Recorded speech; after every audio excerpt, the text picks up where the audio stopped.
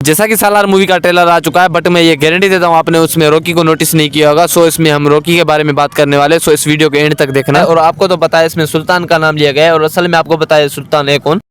सुल्तान को सुल्तान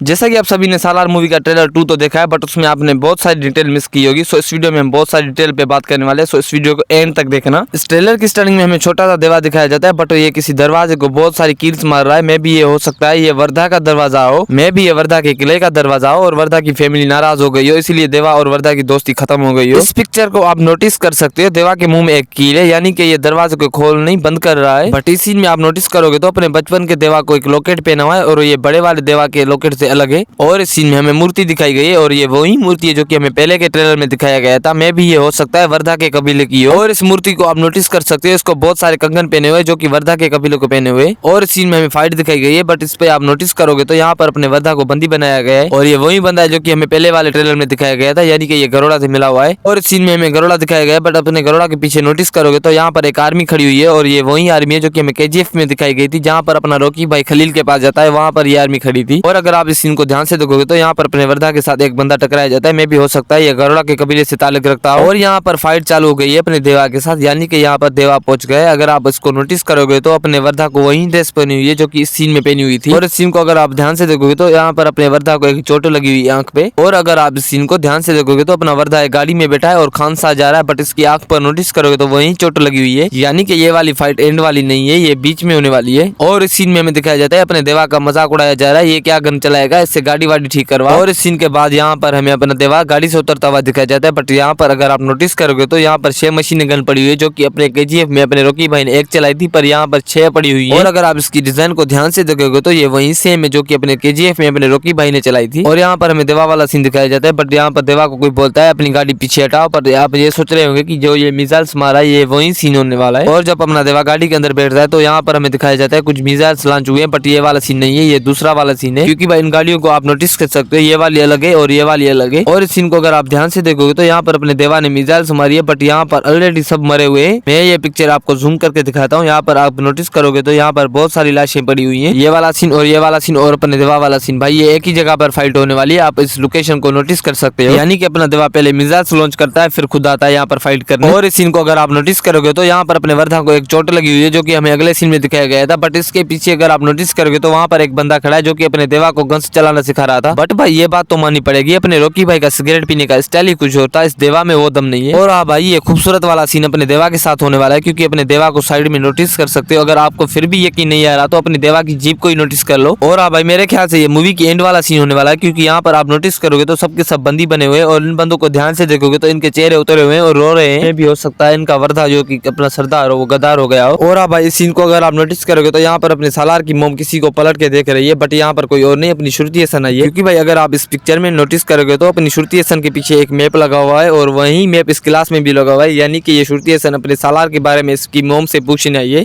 सालार मूवी के ट्रेलर में हमें दिखाया गया है कि सिंहासन को लेकर कितने मसले चल रहे हैं, बट ये बंदा कितनी आसानी से जा रहा है। मैं भी ये रॉकी हो सकता है। और आपको तो पता है इसमें सुल्तान का नाम लिया गया है, और असल में आपको पता है सुल्तान है कौन।